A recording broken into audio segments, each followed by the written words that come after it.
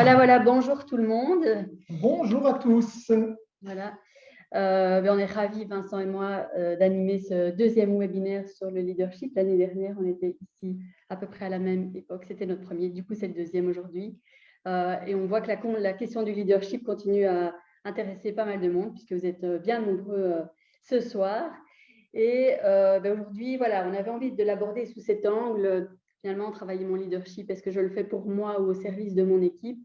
Parce que c'est une question qui remonte souvent, qu'on voit souvent dans nos coachings, dans nos formations.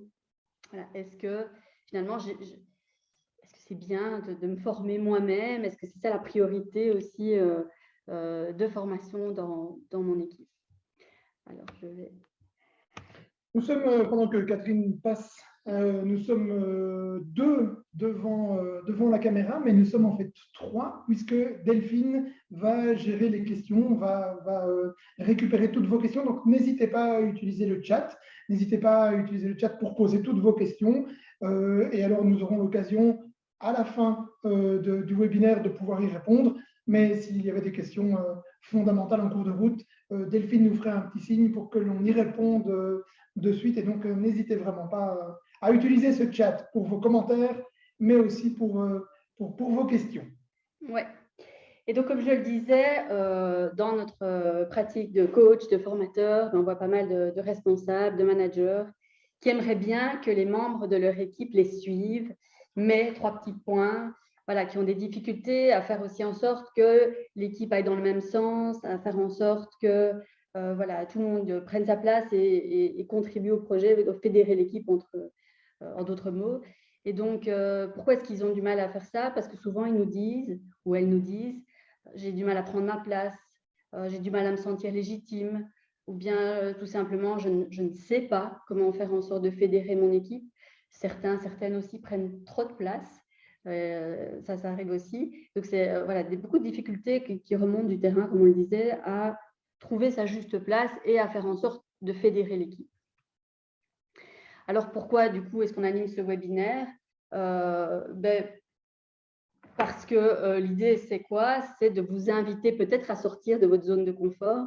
Parce que forcément, si vous êtes là et que vous êtes intéressé, c'est que peut-être vous avez envie d'acquérir de nouveaux outils, peut-être envie de changer le regard que vous portez sur le leadership et sur la manière de fédérer l'équipe. Et donc, l'idée, c'est quoi? C'est de pouvoir justement vous inviter à sortir de votre zone de confort pour justement voir comment prendre et assumer sa juste place et fédérer son équipe. Alors, on avait envie de vous parler de quelques valeurs qui nous animent, ou en tout cas qu'on avait envie de mettre en avant dans ce moment qu'on va partager ensemble, dans ce webinaire. Les valeurs qui sont là, qui nous tiennent à cœur, c'est le fait d'évoluer chacun individuellement et collectivement. Ça sous-tend aussi ça, quand on parle de développer son leadership pour soi et au service de son équipe. Je ne spoil pas beaucoup, je pense, en disant que la réponse, ce sera que c'est au service de moi et de mon équipe. C'est aussi l'idée d'avoir de l'impact, donc d'être le plus concret possible. C'est clair qu'on n'a pas de baguette magique et qu'à la fin de ce webinaire-là, vous allez avoir quelques clés. C'est ça l'impact, on veut être concret. Et d'un autre côté, ça demande aussi du temps pour avoir de l'impact, pour changer ses habitudes. On est là aussi en toute authenticité et on espère qu'on va prendre du plaisir dans ce webinaire parce que ça nous tient à cœur aussi de prendre du plaisir dans ce qu'on fait. Et c'est aussi ça qui fait qu'on est un leader, c'est quand on prend du plaisir aussi à ce qu'on fait. Alors, on a un peu envie aussi de savoir qui vous êtes. Alors, on ne va pas évidemment faire un tour de table comme on aurait pu le faire si on avait été en présentiel. On n'a pas l'occasion de voir qui est autour de la table, mais on va vous proposer un petit outil qui s'appelle le WooClap. Vous avez le lien qui est projeté sur la dia, mais vous allez également avoir le lien tout de suite dans le chat. Et la question qu'on avait envie de vous poser, c'était quoi? C'était quelle est la qualité que je me reconnais en tant que leader? Et donc, vous pouvez mettre votre prénom et puis un petit tiret et puis la qualité que vous vous reconnaissez, vous, en tant que leader. Catherine, ta qualité, c'est quoi? Ben, déterminée, moi. Déterminée, absolument. Et toi? Moi, ma qualité, ça pourrait être attentif. Et donc, par exemple, Kevin, lui, il est fédérateur. Valérie est à l'écoute. Et on vous laisse découvrir aussi les différentes qualités des uns et des autres. C'est l'occasion de faire connaissance de manière un peu différente. Il y a pour l'instant pas mal de à l'écoute, de diplomates, d'empathiques, de soutenants. C'est plutôt pour l'instant majoritairement des leaders. Mais il y a aussi la question de la motivation, le fait d'être fédérateur. On aura l'occasion de revenir aussi sur cette question-là et qu'est-ce que ça veut dire fédérer son équipe, d'être soutenant, innovant. Il y a pas mal de choses qui sont en train de s'écrire. Pas mal de personnes à l'écoute, hein. Autant que ça se remplit, c'est un petit peu embrouillé parfois, mais on voit quand même bien. Julie est très innovante, diplomate, organisée. La question de la motivation revient régulièrement. Il y a la question de la polyvalence. Coralie est polyvalente. Barbara est à l'écoute également. Peut-être qu'on peut laisser encore quelques personnes compléter et remontrer tout à l'heure. Et donc, n'hésitez pas à continuer à le compléter. Et alors, on aura évidemment l'occasion d'y revenir. Alors, nous, qu'est-ce qui, Catherine et moi, nous a amené à parler de la question du leadership? Nos parcours sont différents, mais nos parcours sont aussi similaires. Et on a développé, on a utilisé notre leadership dans différentes situations. Et par exemple, on a développé et utilisé notre leadership pour l'un ou l'une d'entre nous à la tête d'une famille, puisque une personne d'entre nous a fondé une famille avec 2 enfants. Une personne d'entre nous est ingénieur civil et a eu l'occasion de diriger des chantiers. Une personne d'entre nous a forgé son expérience professionnelle dans le secteur et dans la coordination d'équipes au sein du secteur de l'enfance, mais aussi du secteur des organisations de jeunesse, avec un vrai parcours d'organisation dans les organisations de jeunesse. Une personne d'entre nous a eu l'occasion de faire de la scène dans une équipe d'improvisation, et a même été d'ailleurs 5 fois championne de Belgique. Les deux personnes d'entre nous ont aussi travaillé avec rigueur, par exemple dans l'apprentissage du piano. 2 personnes d'entre nous, je ne vous dirai pas lesquelles, mais travaillaient chez un client du CFIP avant de rejoindre l'équipe, travaillaient comme manager, et 2 personnes d'entre nous travaillent à accompagner aussi des managers dans la question de leadership, mais aussi dans l'accompagnement de leurs équipes. Ça, c'est ce qui nous permet aujourd'hui de pouvoir aussi, entre autres, partager notre expérience sur la question du leadership. On se demande qui c'est. Hein, et on ne sait pas. On ne sait pas qui c'est. Est-ce qu'on retourne voir déjà maintenant ou est-ce qu'on attend un petit peu? On attend un petit peu. D'accord. Alors, on avait envie de vous parler de Bill. Bill, en fait, ben voilà, on l'a rencontré il y a relativement peu de temps. Et Bill, il est responsable d'une équipe. Hein, il est nouveau responsable d'une équipe et il a envie d'insuffler une nouvelle direction dans son équipe. Il a envie d'amener quelque chose de neuf. Il a envie d'amener des choses qui permettent de redynamiser l'équipe autour de projets qui lui tiennent à cœur. Et ce pourquoi il a été engagé, ce qu'il a présenté dans le cadre de son engagement. Mais malheureusement, son équipe ne le suit pas. Alors, il vient vers nous et il nous dit, mais tiens, comment arriver à faire suivre mon équipe, comment arriver à fédérer mon équipe derrière moi, comment pouvoir amener mon équipe finalement là où j'ai envie de l'amener. Et on s'est posé la question avec Bill aussi, tiens, qu'est-ce qui va rendre Bill légitime par rapport à ça? Est-ce qu'il y a des éléments qui vont lui permettre d'être plus légitime que d'autres? Alors, on avait envie de vous poser la question et on va vous proposer d'utiliser le chat pour répondre à cette question. Tiens, si vous étiez le coach que Bill est venu voir, quel conseil est-ce que vous auriez envie de lui donner? Si vous étiez son accompagnateur, son intervenant, quel conseil est-ce que vous auriez envie de donner à Bill pour que Bill ait une équipe qui le suit? Alors, n'hésitez pas à utiliser le chat. Et entre-temps, je vois que dans le chat, il y a aussi de la bienveillance, mais après, on met de la menace. Il y a notre collègue Laurence qui dit, qui a aussi été quelquefois championne de Belgique, qui dit qu'il y a la menace. Il y a Olivier qui a eu un mouvement, comprendre pourquoi tenter de comprendre pourquoi ils ne se sentent pas légitimes, en effet, de les impliquer dans le chemin qu'on veut prendre, absolument. Partir de là où elle est, j'ai vu l'équipe. Apprendre à se connaître, à connaître les autres, donner du sens dans les projets qu'il veut mener et impliquer les travailleurs, demander ce que l'équipe attend de lui, les attentes de l'équipe, donc par rapport au leader, par rapport à son rôle à lui, apprendre à bien connaître chaque individu de son équipe, les responsabiliser, identifier les valeurs individuelles, mais aussi les valeurs collectives, écouter les critiques qu'on pourrait lui faire pour essayer d'évoluer dans le sens de ce qu'on lui dit. Ça veut dire que c'est aussi ouvrir aux critiques. Changer de prénom. Il doit parler avec son équipe, les impliquer en leur expliquant l'importance de l'unité d'une équipe, être à l'écoute des différentes approches de son équipe, identifier les besoins des membres de l'équipe. Rencontrer l'équipe, nous dit Xavier, que l'on salue, et demander leurs attentes. Mais... On continue? Mais ce qu'il y a d'intéressant dans vos réponses, évidemment, c'est que, et on n'avait pas l'ambition de vous faire découvrir toute une série de choses, mais parfois aussi de vous rappeler certains éléments ce soir. Ce qu'il y a d'intéressant, c'est qu'il y a évidemment pas mal de choses qui sont, pas mal d'éléments que vous avez relevés, qu'on a aussi envie évidemment de souligner ce soir, Catherine. Oui. Et quels sont les éléments, quelles sont les pistes que nous proposons? Oui, ce qu'on avait envie de mettre en avant, c'était différents axes de travail pour renforcer son leadership. Et ce sont les axes à partir de lesquels on travaille dans la formation leadership.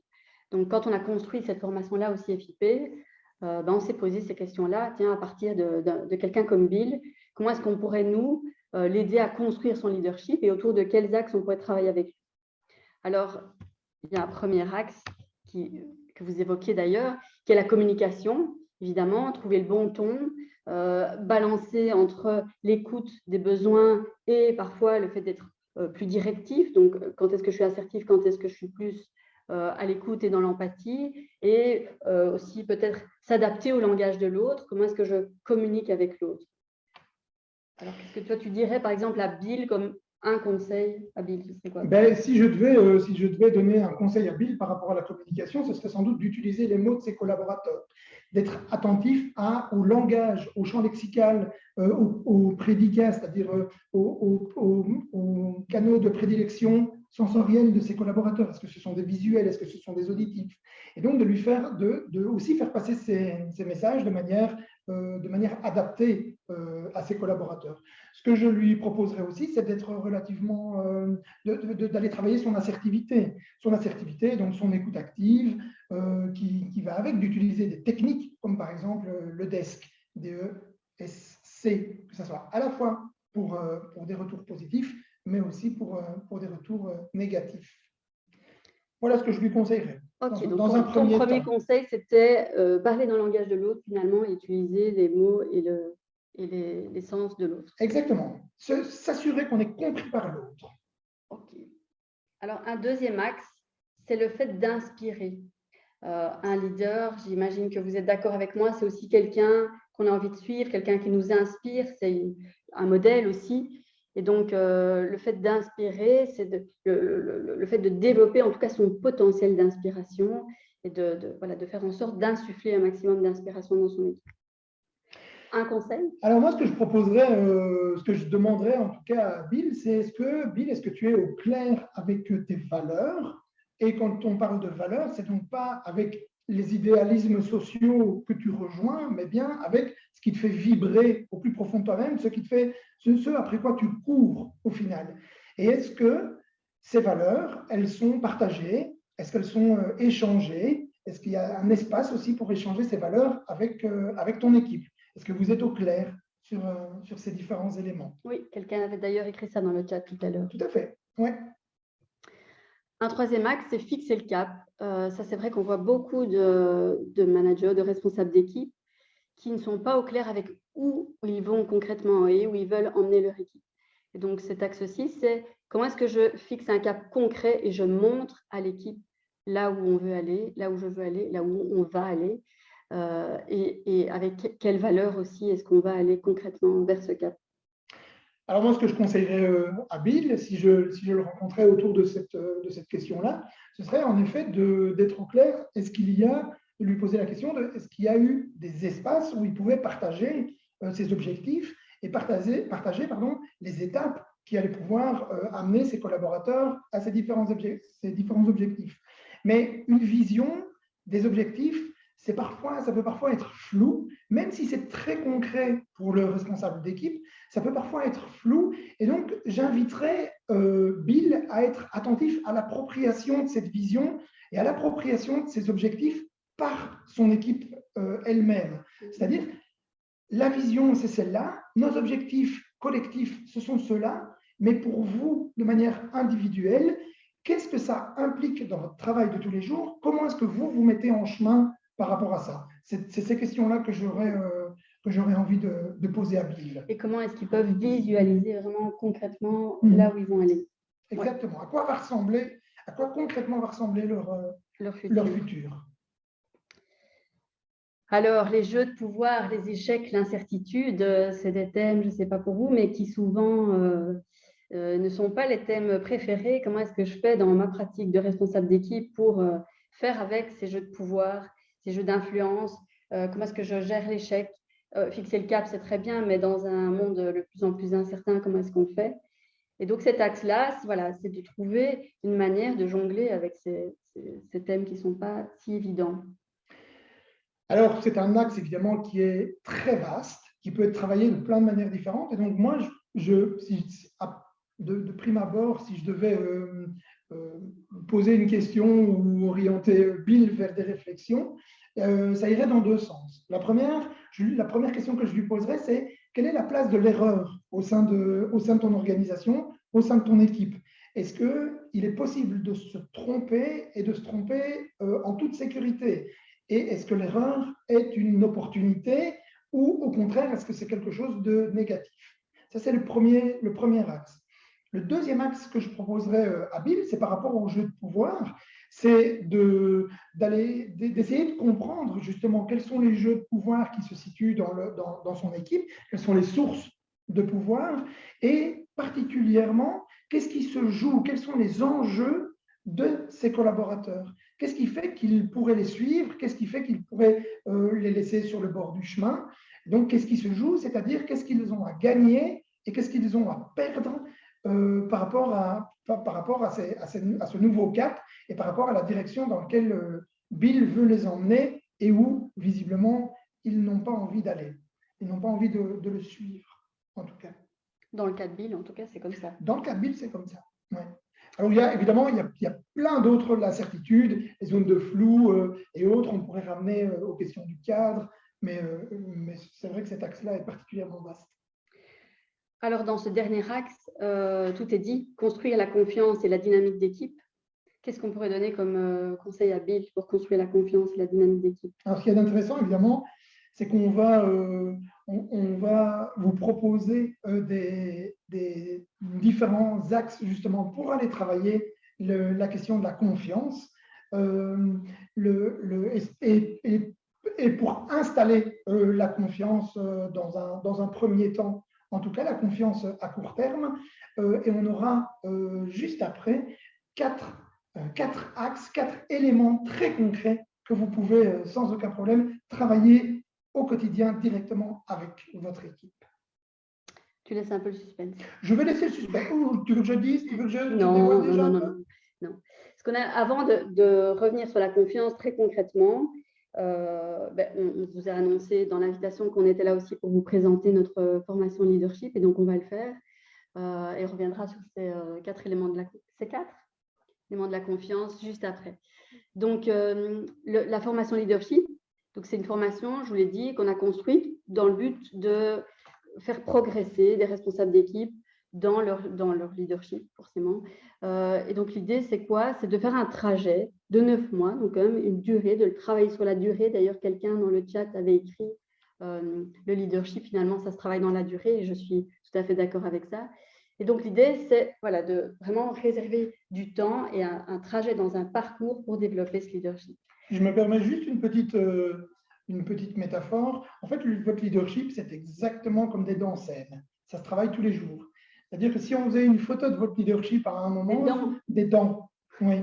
Si on faisait une photo de votre leadership à un moment, ou si on venait voir dans votre équipe comment ça se passe, si vous avez travaillé votre leadership 8 heures la veille et que les 6 mois qui ont précédé, vous n'avez pas travaillé ces questions-là, vous n'avez pas été attentif à la question du leadership, ben, il est fort probable que votre leadership soit de faible qualité.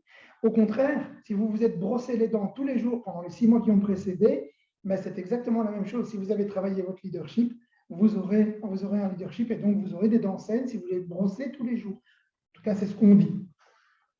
En tout cas, c'est vrai que l'idée de fond, c'est que le leadership se travaille, que ce n'est pas forcément ce que certains croient. Il y a des leaders qui naissent leaders et d'autres qui ne le seront jamais.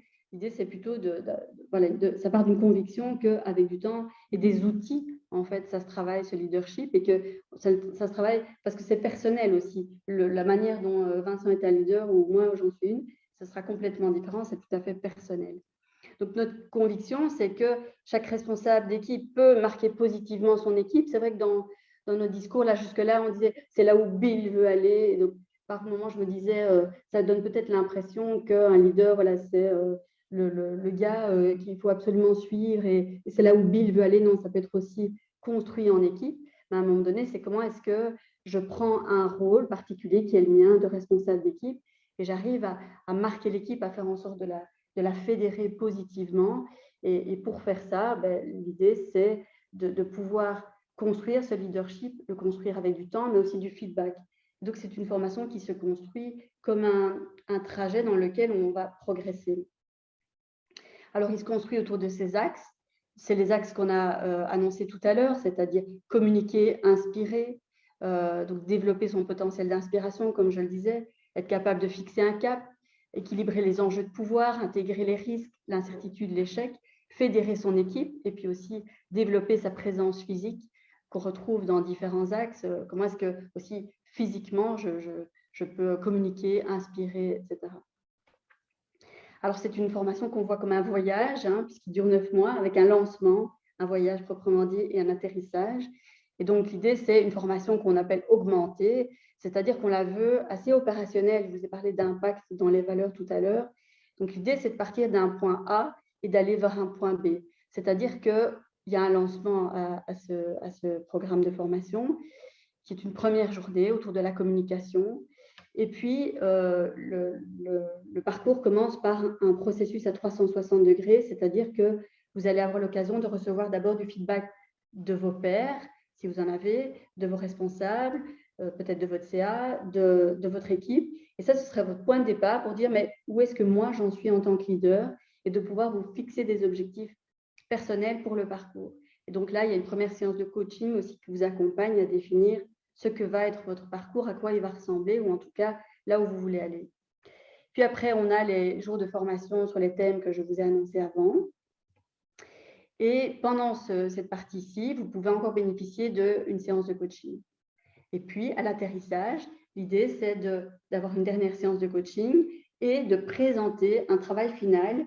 Pourquoi? Parce que ça vous permet de mettre des mots sur ce parcours. En fait. Ah ben moi, tiens, il y a 9 mois, je suis partie de là. Et pendant ce voyage, et en ayant progressé avec mes pairs de formation cette fois-ci, et avec les séances de coaching, avec les outils aussi que je reçois dans cette formation, je vais présenter à mon groupe de pairs de formation, voilà moi ce que j'ai appris, voilà comment moi je vois mon leadership dans l'avenir, voilà peut-être quelle est ma vision avec mon équipe et comment est-ce que je vais la communiquer. Donc, c'est vraiment une formation qui se veut assez opérationnelle. Ce qui est intéressant, c'est, puisqu'on vient on est en cours de parcours cette année-ci, et c'est justement ce qui est vraiment intéressant, c'est aussi un peu quelque part la communauté qui s'est créée aussi autour de ce parcours et où chaque participant a l'occasion de pouvoir aller échanger, de pouvoir développer dans un espace qui est relativement sécurisé et qui se veut d'ailleurs sécurisant, d'aller échanger les difficultés qu'il peut avoir. Et il y a entre les différentes séances, au-delà des coachings qui sont des coachings en face à face avec l'un d'entre nous, il y a également des échanges qui se font entre les différents participants par rapport à certaines difficultés, mais aussi par rapport à certaines activités extérieures. Donc il y a une vraie vie cette année qui s'est instaurée dans ce parcours. Et ça, c'était notre volonté aussi, parce qu'on rencontrait, et on rencontre encore pas mal de responsables d'équipe qui sont un peu seuls, hein, on parle de la solitude du manager, et donc l'idée, c'était aussi de renforcer leur réseau de pairs aussi pour briser cette solitude et progresser ensemble. Alors, Catherine, c'est un peu aussi la réponse à notre question. J'ai encore un slide. Ah, pardon. Vas-y. Il est pressé. Oui. Ce que j'avais encore envie de vous dire avant de revenir à Bill et sa confiance, c'est que l'objectif de ce parcours, c'est quoi? C'est ce qui est écrit là, être bien dans ses baskets pour être pleinement au service de l'équipe et du projet. Ça, c'est ce que nos participants actuellement aussi au parcours nous ont renvoyé. C'est le fait que d'avoir passé du temps à travailler son propre leadership, ça permet aussi de se décentrer, c'est-à-dire d'être suffisamment à l'aise avec soi-même pour pouvoir s'occuper de son équipe et peut-être, j'allais dire éliminer, heureusement pas, mais en tout cas diminuer certains doutes qui viennent parfois nous polluer, certaines préoccupations qui nous encombrent. Etc. Donc, c'est vraiment alléger son esprit en ayant travaillé sur soi pour être plus à l'aise dans sa fonction et pouvoir se mettre vraiment au service de l'équipe et du projet. Alors, l'idée, c'est aussi de rassembler du coup plusieurs individus dans un même but. Donc, c'est d'acquérir des outils pour fédérer son équipe, rassembler son équipe dans un objectif qui est commun et se débarrasser de la compétition, pour faire place à la solidarité. Ça, c'est vraiment aussi pouvoir, dans l'équipe, assainir. Certaines équipes ont besoin d'être assainies pour pouvoir mettre plus de solidarité dans l'équipe aussi. Allez, tu peux y aller. Mais donc, justement, on avait dit tout à l'heure et on vous a donné déjà 5 directions et 5 conseils qu'on aurait pu donner, 5 et plus d'ailleurs, conseils qu'on aurait pu donner à Bill pour fédérer son équipe autour de son projet. On les rappelle, hein, c'est communiquer, c'est inspirer, fixer le cap, être attentif aux zones d'incertitude, aux jeux de pouvoir et à la place de l'échec au sein de son équipe. Et puis le 5e, on avait dit qu'on allait y revenir, c'était toute la question de la dynamique de l'équipe et particulièrement de la place de la confiance. Et en effet, on avait envie de revenir sur cet élément-là parce qu'il y a de petites choses relativement simples ou qui peuvent paraître en tout cas relativement simples, mais qu'il est nécessaire de travailler au quotidien, qui permettent de pouvoir créer, construire cette relation de confiance qui est nécessaire à une efficacité d'équipe, mais aussi, et donc à l'atteinte des objectifs, mais aussi au bien-être au sein des différentes équipes. Et on l'a dit, on avait envie... Oui, je t'en prie, oui, bien sûr. Je ne sais pas si c'est ce que tu allais dire, mais beaucoup de responsables d'équipe aussi veulent travailler un collectif. Et en fait, ce collectif n'est pas suffisamment appuyé par déjà la confiance entre lui et les différents membres de l'équipe. Je ne sais pas si c'est là que tu veux en venir, parce que je prends ta parole, mais l'idée, c'était ça, c'était déjà de commencer par ma confiance entre moi et les membres de l'équipe. D'ailleurs, quelqu'un l'a écrit aussi dans le chat tout à l'heure. Absolument, il a parlé de la question de la confiance. Alors, peut-être la première clé, on va dire, il y a 4 clés pour ouvrir la porte de la confiance. Donc, de la confiance à court terme ou de la confiance vraiment de pouvoir installer la confiance. Et la première clé, c'est la question de la compétence. De la compétence et du sentiment de compétence. C'est-à-dire quoi? C'est-à-dire, est-ce que l'idée, c'est je vais davantage faire confiance à quelqu'un pour lequel je pense qu'il a les compétences nécessaires pour pouvoir en fait, occuper la fonction qu'il occupe, mais pour pouvoir aussi m'accompagner dans mon trajet avec les compétences qu'il peut développer. Et donc, est-ce qu'on fera davantage confiance à quelqu'un que l'on estime compétent? Et donc, est-ce qu'au sein de nos équipes, il y a la place pour pouvoir aller développer ses compétences, pour pouvoir aller partager les connaissances que l'on peut avoir? Je vais prendre un exemple simple. Quand je prends l'avion, je vais faire confiance a priori au pilote de l'avion. Pourquoi? Parce que je pense qu'il a les compétences pour pouvoir piloter l'avion. Voilà. Si je devais prendre l'avion avec toi et que c'était toi, Catherine, qui pilotait l'avion, j'ai beaucoup de confiance en toi, mais pas en tout cas dans le pilotage d'un avion. Et donc, Catherine, par rapport à la question de la confiance, qu'est-ce que tu proposerais à Bill? Eh bien, moi, ce que j'avais envie aussi, c'est de parler de la confiance en soi, parce qu'il y a la confiance que les membres de l'équipe vont donner à Bill, parce qu'ils auront confiance en lui, parce qu'ils l'estimeront compétent. Il y a Bill qui va travailler la compétence de ses collaborateurs, parce que le fait d'être reconnu comme compétent par les membres de l'équipe font en sorte qu'il y ait aussi de la confiance dans l'équipe. Et puis, le leadership, c'est aussi souvent associé à la confiance en soi. Et donc, comment développer la confiance en soi par la compétence? Et ce que j'avais envie d'ajouter là, c'est de développer ses propres compétences, mais dans le plaisir. Il y a une théorie, je ne sais plus combien d'heures, c'est la théorie des 35 000 heures, quelque chose comme ça, qui dit qu'il faut avoir joué, par exemple, 35 000 heures de piano, hein, les deux pianistes, pour être des virtuoses. Je ne sais pas si nous sommes des virtueuses. Ça ne suffit pas de passer du temps, c'est aussi de pouvoir le faire dans le plaisir. C'est de pouvoir aussi développer, peut-être c'est aussi lié à l'échec, et à le fait d'accepter l'échec, mais de vraiment créer un contexte dans lequel je vais travailler ma confiance en moi en apprenant, en progressant et en le faisant avec bienveillance pour moi-même. Voilà, je peux me tromper, etc. J'apprends, je suis dans un processus d'apprentissage et c'est OK, et j'y prends du plaisir. Donc, développer ses compétences, mais aussi développer le sentiment de compétence au sein de l'équipe. Première clé. La deuxième clé, c'est la question de l'ouverture. Alors, qu'est-ce que ça veut dire l'ouverture? Dans ce cas-ci, en tout cas, ça veut dire qu'on va davantage faire confiance à une personne qui, lorsqu'elle a une information qui a un impact sur mon travail, sur ma tâche, sur la mission que j'ai à remplir, lorsque cette personne la partage avec moi, alors je vais davantage lui faire confiance. Il n'y a rien de pire que d'apprendre d'un membre de l'équipe ou d'apprendre par la bande parfois que le responsable avait certaines informations qu'il n'a pas partagées avec moi ou qu'un collègue avait certaines informations qu'il n'a pas partagées avec moi. Alors, ça ne veut pas forcément dire que dans une équipe, tout est partageable. Et en tant que responsable d'équipe, il est évident qu'il y a une série d'informations que vous n'avez pas non plus à partager avec certains membres de votre équipe. Pourquoi? Parce que votre cadre déontologique vous empêche de les partager. Mais l'idée n'est pas de les cacher, l'idée n'est pas de donner le sentiment, en tout cas, qu'il y a un agenda caché. L'idée, c'est vraiment de pouvoir être aussi transparent par rapport à ça, de pouvoir exprimer aussi le fait qu'il y a des informations que l'on ne donne pas parce qu'elles ne sont pas vérifiées ou qu'elles sortent du cadre de déontologie qui permettent de les partager, mais on peut le dire. Et si ces informations ne rentrent pas dans ce cadre de déontologie, alors surtout, il est nécessaire de les partager. Et donc, la deuxième clé, c'est vraiment de pouvoir à la fois être attentif à ce partage d'informations, mais aussi pouvoir créer des espaces qui permettent de pouvoir échanger des informations.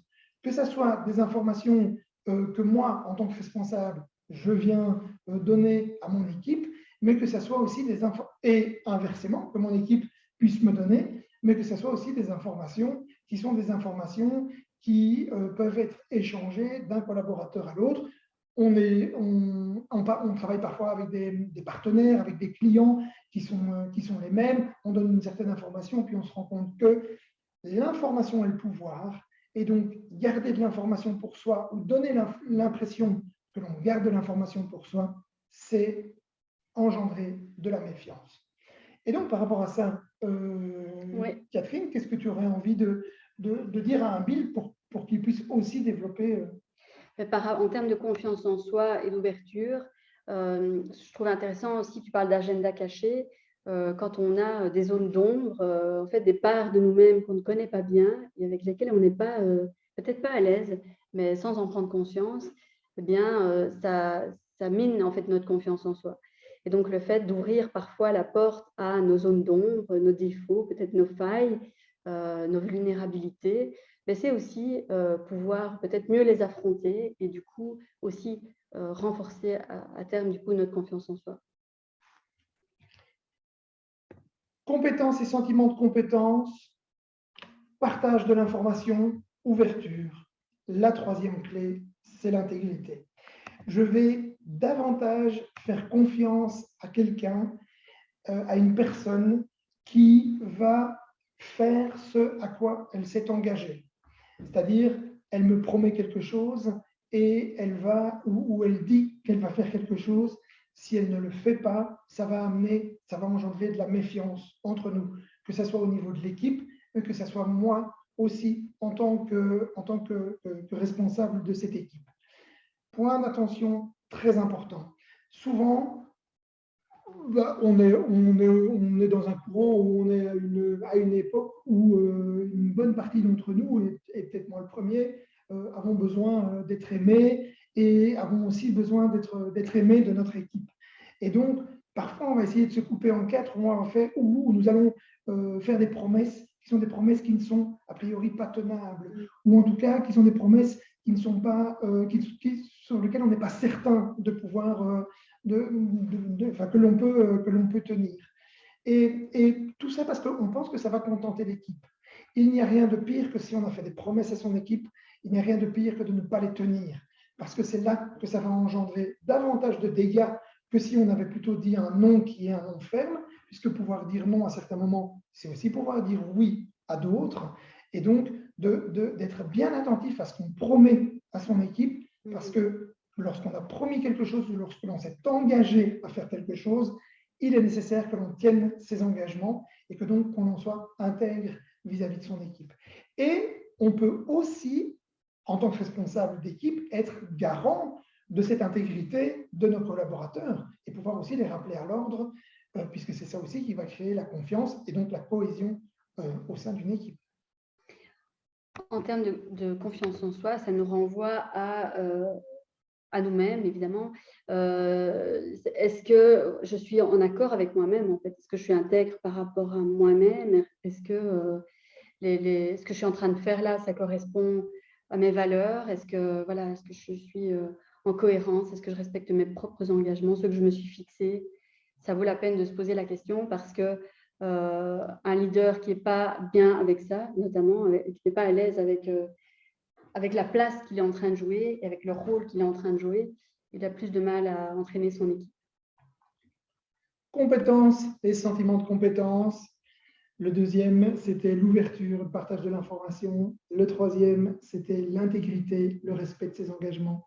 La quatrième clé est sans doute une des plus importantes, ou en tout cas certainement celle qui vient le plus tôt, puisque c'est dans l'a priori aussi qu'on va faire confiance.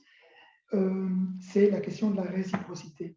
Je vais avoir tendance à faire davantage confiance à quelqu'un qui me fait confiance. Si je sens que la personne est réticente à me faire confiance, si je sens qu'il y a de la méfiance chez cette personne, ça va automatiquement engendrer de la méfiance dans mon chef vis-à-vis de cette personne. Et donc, en tant que responsable d'équipe, il est important de pouvoir d'emblée faire confiance à son équipe, de pouvoir lui marquer des signes, de confiance. Alors attention que faire confiance, ça n'est pas forcément antinomique avec contrôler le travail de ses collaborateurs. Mais c'est amener en tout cas une dimension, et peut-être que ça pourrait d'ailleurs être discuté aussi par la suite, c'est pouvoir amener dans la manière de contrôler, dans la manière de déléguer aussi les tâches à son équipe, d'amener cette dimension de confiance a priori. Je vais davantage faire confiance à quelqu'un qui me fait confiance. Et donc, si j'ai engagé ou si je travaille avec ces collaborateurs-là, il est nécessaire que je leur fasse confiance. Et en termes de confiance en soi, vous allez me dire c'est facile, mais l'idée c'est de se faire confiance. En effet, ça ne veut pas dire, encore une fois, non plus de ne pas de ne jamais douter, parce que le doute nous rend crédibles aussi. Mais c'est à un moment donné d'oser se faire confiance pour que l'équipe se fasse confiance. Voilà, c'est l'effet miroir, cette réciprocité. Catherine, est-ce qu'on peut aller revoir Voilà, tout à fait. Est-ce qu'on peut aller voir un peu qui on avait autour de la table? Oui, Aller revoir ce sont nos 4 formateurs du parcours de leadership. Mais avant de vous les présenter, on va aller revoir qui vous êtes et peut-être lancer les questions-réponses pendant... Oui, hein, tout à fait. Donc, je vais arrêter mon partage. S'il veut bien, voilà, d'abord je dois arrêter. Je ne sais pas faire deux choses en même temps, mais en fait, bizarre. Alors, je ne sais pas si vous m'entendez, j'ai déjà une première question. Alors, la question que j'ai, c'est si on est en co-coordination, est-il possible de suivre la formation en duo? Donc, qui viennent à 2. C'est une excellente question. C'est une excellente question. Et c'est très riche. Hein. Qu'est-ce qui est très riche? De faire à 2 ce genre de formation. Ah oui, oui. Ce serait intéressant. On n'a pas encore eu ça. Et ça peut être très, très complémentaire avec du coup à la fois des objectifs individuels, puisque c'est aussi un parcours individuel, mais dans lesquels on pourrait trouver une complémentarité. Oui, avec des objectifs collectifs aussi pour une équipe de coordination. Oui. Certainement. Certainement. En fait, dans un cas comme celui-là, on pourrait vous conseiller de prendre contact avec nous et on y reviendra tout à l'heure. Oui. Pour qu'on puisse voir ensemble quelle modalité exactement. Du coup, est-ce qu'on fait les bilans à 360 degrés complètement individuellement ou bien est-ce qu'on imagine quelque chose en commun, quoi. Absolument. Chouette. Intéressant. On a remis, peut-être avant de poursuivre les questions, on a remis, comme ça vous savez aussi d'où viennent les questions, on a remis on vous a remis le nuage de mots qui reprend les différentes qualités que l'on se reconnaît ou que vous reconnaissez. Et donc, il y a l'enthousiasme, il y a le fait, la locomotive. Attention que derrière la locomotive, il faut parfois avoir une bonne attache, une bonne broque, comme on dit en wallon, pour bien tenir les wagons accrochés. Il y a la question de l'innovation, il y a la bienveillance, il y a le positivisme aussi, la polyvalence, on l'a dit tout à l'heure. Donc voilà, vous voyez la persévérance peut aussi être un bel atout. Est-ce qu'il y a encore des questions? Alors, j'espère des questions sur les clés qu'on a eu l'occasion d'échanger ou des questions sur le parcours de manière générale. Alors, on a encore une question qui est, je gère qu'une seule personne. Est-ce que cette formation est faite pour moi? Je suppose que c'est quelqu'un qui veut améliorer son leadership. Catherine. Là, encore une fois, quelqu'un qui a un doute, moi je conseille de prendre contact avec Vincent ou avec moi. On va donner nos coordonnées parce qu'a priori, on pourrait dire bah oui, pourquoi pas, c'est intéressant, mais on ne veut pas non plus que vous lanciez dans ce trajet qui est quand même, qui demande un petit peu d'investissement en temps. On veut vérifier que ce soit vraiment une formation qui répond à vos attentes. Et donc, le conseil qu'on vous donnerait là, c'est de prendre contact avec nous. Et comme ça, on a un petit échange pour vérifier que ça correspondrait à votre objectif. A priori, pourquoi pas, même si on n'a qu'une seule personne, mais vérifions-le ensemble, quoi. Et je vois que Cathy dit, pour moi, il n'est pas indispensable de gérer une équipe pour développer son leadership. Tout à fait. C'est vrai. Et ça, encore une fois, il faut, là aussi, ça pourrait être intéressant, mais il faut... dans le parcours, l'idée, c'est que vous puissiez vous y retrouver. Et donc, si vous ne gérez pas d'équipe, l'idée, c'est de voir du coup quel serait votre objectif dans ce parcours-là, quoi. Absolument. Mais c'est vrai que dans la gestion par projet, il est aussi nécessaire d'avoir une forme de leadership. Catherine, que je connais, pose la question en disant qu'elle est responsable d'une équipe de salariés et d'indépendants. Et est-ce que cette formation peut être aussi adaptée à des personnes qui gèrent une équipe de salariés et d'indépendants. On est indépendant, je crois que les indépendants ne sont pas toujours faciles à gérer. On souhaite du courage à Catherine, puisqu'on est nous-mêmes. Mais en fait, le statut particulier des personnes que vous avez à gérer n'a pas particulièrement d'importance. C'est-à-dire que ça peut, et je vais faire un petit clin d'œil à Coralie aussi, qui a géré, qui gère peut-être encore d'ailleurs toujours des volontaires, des bénévoles. Ça pourrait tout à fait être, ça ne doit pas forcément être des salariés, ça peut être une équipe de bénévoles, ça peut être ou en tout cas que dans votre pratique professionnelle, vous gérez des volontaires, des indépendants, des salariés, des employés, des ouvriers, vous gérez une équipe, et donc il est sans doute très intéressant aussi de pouvoir aller échanger sur les différences et d'amener aussi ces perspectives-là dans le cadre du parcours. Certainement, ça peut être très riche. Je suis intéressée par la question de Cathy. Nous avons tous besoin de développer notre leadership, non? Moi, j'ai envie de dire que oui, parce que je crois que ça nous permet de faire la part des choses entre moi et l'autre, de pouvoir communiquer, de pouvoir inspirer d'autres personnes. Voilà. Ce que je veux insister quand même sur le parcours ici, c'est qu'il y a quand même une dimension au moins de gestion de projet, puisqu'on est dans le cadre d'un leadership en tant que responsable, ou en tout cas responsable d'une équipe ou d'un projet, puisqu'il y a l'idée d'inspirer d'autres personnes dans un projet particulier, de fixer un cap à un moment donné, de gérer l'incertitude. Voilà, c'est quand même dans le cadre d'une équipe, d'une organisation, et pas dans le cadre de la famille, par exemple. Même si l'une d'entre nous a développé son leadership familial. Complètement, heureusement qu'ils ne sont pas là en train de me regarder. Est-ce qu'il y a d'autres questions? Est-ce qu'il y a des questions sur les clés qu'on a Voilà, on a une question très concrète. Oui. Que faire quand un collaborateur dit blanc un jour et noir le lendemain? Comment lui dire que son comportement est très changeant sans le vexer? Ça, c'est une question pour Catherine, ça. Et pourquoi Comment être vigilant à ne pas le vexer? C'est la balance entre l'assertivité et le coaching. C'est l'assertivité, on croit parfois que c'est le fait d'être autoritaire. En réalité, l'assertivité, c'est le fait on dit parfois ni hérisson ni paillasson, c'est le fait de communiquer de manière très claire, sans blesser l'autre, en tout cas en respectant l'autre comme je me respecte moi.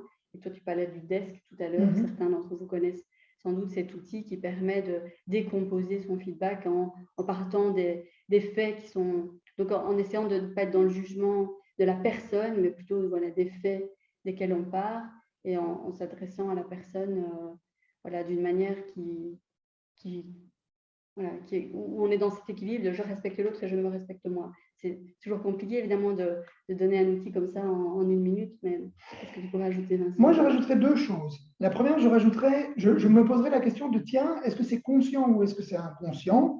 Et donc, qu'est-ce qui se joue pour cette personne? C'est un peu mon dada, la question des enjeux. Mais pourquoi est-ce que cette personne fonctionne comme ça? Pourquoi est-ce qu'un jour elle dit blanc, l'autre jour elle dit noir? Est-ce que c'est parce que est-ce que c'est de la provocation? Est-ce que c'est et donc ça mériterait d'être creusé, hein? Est-ce que c'est de la provocation? Est-ce que c'est juste parce qu'elle a oublié qu'elle est instable dans ses choix?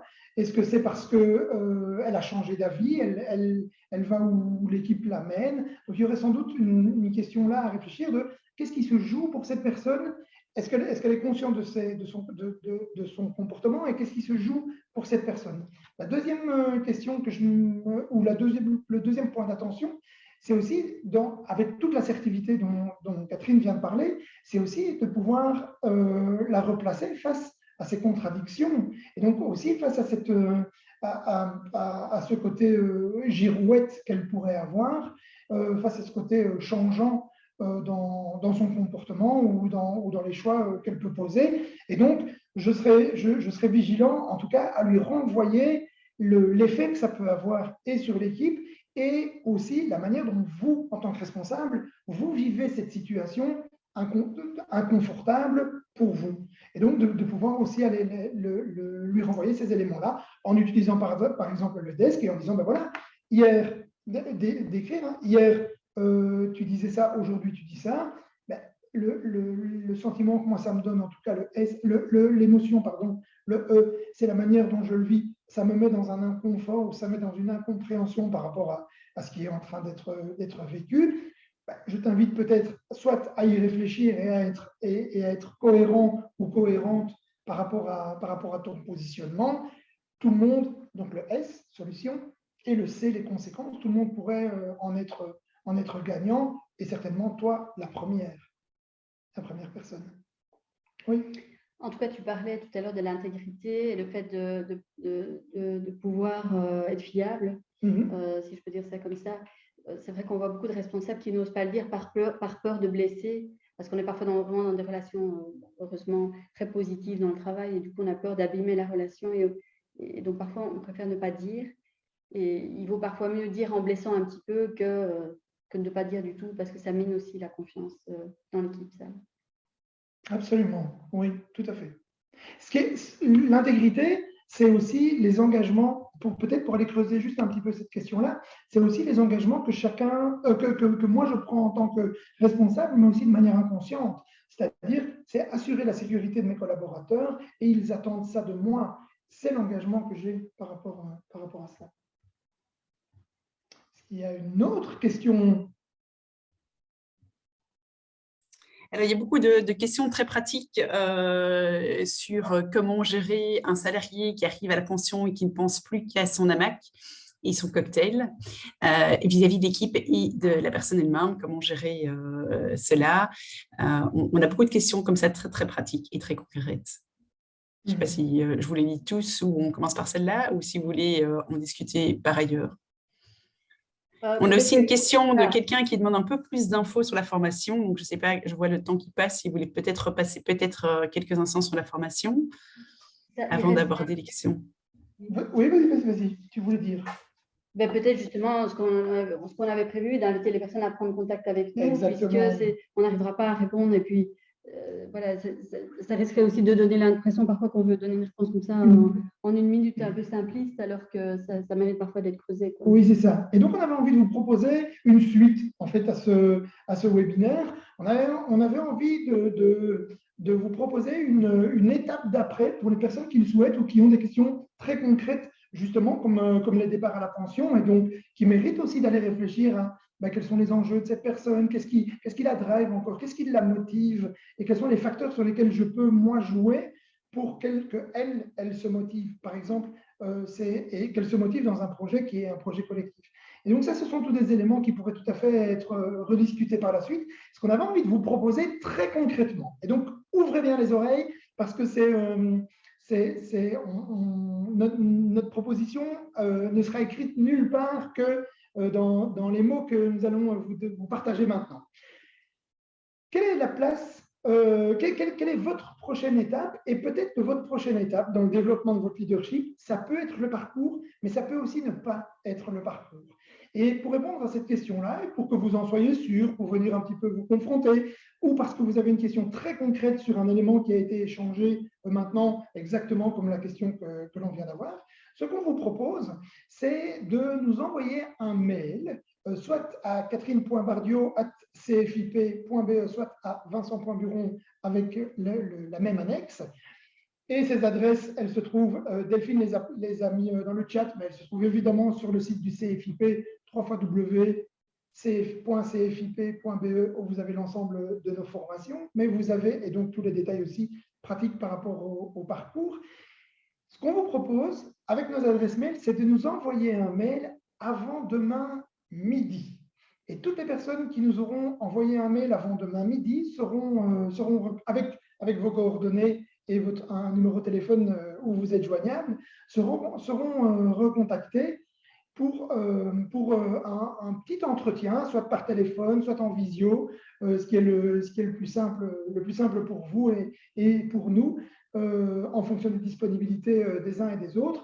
Donc, ces personnes seront recontactées pour qu'on puisse échanger autour d'une question très concrète, très pratique, et autour du fait de savoir aussi si, oui ou non, ce parcours est la réponse à un besoin ou à une attente que vous avez, ou si ça ne l'est pas, et donc l'investissement temps, entre autres, n'en vaut pas la peine. Catherine, est-ce que tu souhaites rajouter quelque chose? Pourquoi demain avant midi? Parce que vous êtes encore assez nombreux et qu'on s'est demandé avec Vincent comment est-ce qu'on va gérer. On a prévu qu'1 heure pour ce webinaire et il y aura peut-être des questions auxquelles on n'aura pas répondu. Et voilà, on a aussi nos emplois du temps, forcément. Et donc, voilà, c'est pour ça que demain avant midi, ça nous permet après de vous recontacter, de planifier un temps de maximum 30 minutes à distance, en visio ou par téléphone, pour échanger avec vous sur là où vous en êtes, sur vos questions. Mais voilà, on ne pourra peut-être pas le faire pour tout le monde, donc ça nous permet de limiter aussi et de rentabiliser notre temps. Mais Catherine m'a bien rappelé de dire qu'il ne fallait pas attendre de nous, par contre, une réponse avant demain midi. Parce que oui, ça va être… Parce qu'il ne faut pas faire une promesse qu'on ne peut pas tenir. Exactement. Et donc, je ne vous promets pas qu'on vous répondra demain en fin de soirée. On vous répondra dans les jours qui suivront votre email. Voilà. Catherine. Eh ben, on a terminé. Hein. On a bien géré notre temps. Il reste 5 minutes. Peut-être on pourrait demander un petit feedback. Oui, Delphine, peut-être Delphine, est-ce qu'il y a vraiment des choses qui méritent encore, qui peuvent être très rapidement réglées maintenant? Alors honnêtement, en voyant les questions, je pense que comme vous le dites, ce ne sont pas des questions qui peuvent être réglées en 1 minute. Donc j'espère vraiment que toutes les personnes qui ont posé des questions vous envoient un mail d'ici demain midi et que vous aurez l'occasion de discuter avec ces personnes-là pour les aider à y voir plus clair. Voilà. Okay. Je vous remercie en tout cas, je trouve votre webinaire très clair et très encourageant. Je vais m'inscrire direct. Sois la bienvenue, Delphine. Bonne idée, très bonne idée. Merci à vous. Je vois qu'il y a des messages sympas dans le chat. Merci, c'était intéressant. Merci pour vos questions, votre participation. Vous êtes nombreux à être restés jusqu'au bout. Ça, c'est chouette. C'est chouette à voir. Merci aux personnes que l'on connaissait, de près ou de loin. Merci coucou, Pernel. À nos collègues, on a vu Françoise, on a vu Laurence, on en a vu d'autres. Merci. Catherine aussi, je la connais. Ah ben voilà, Coralie qui dit merci. Merci donc aux personnes qu'on connaissait. Merci aussi à toutes les personnes que l'on ne connaissait pas et avec lesquelles on fera peut-être connaissance très prochainement. Merci d'avoir participé, merci d'avoir posé vos questions. Et bonne soirée. Belle soirée à tout le monde. Et si on ne vous voit plus, on ne vous entend plus d'ici là, puisque on est déjà au mois de décembre et qu'il y a déjà des sapins qui ont poussé dans les rues et dans les maisons. Une très bonne fin d'année à tout le monde.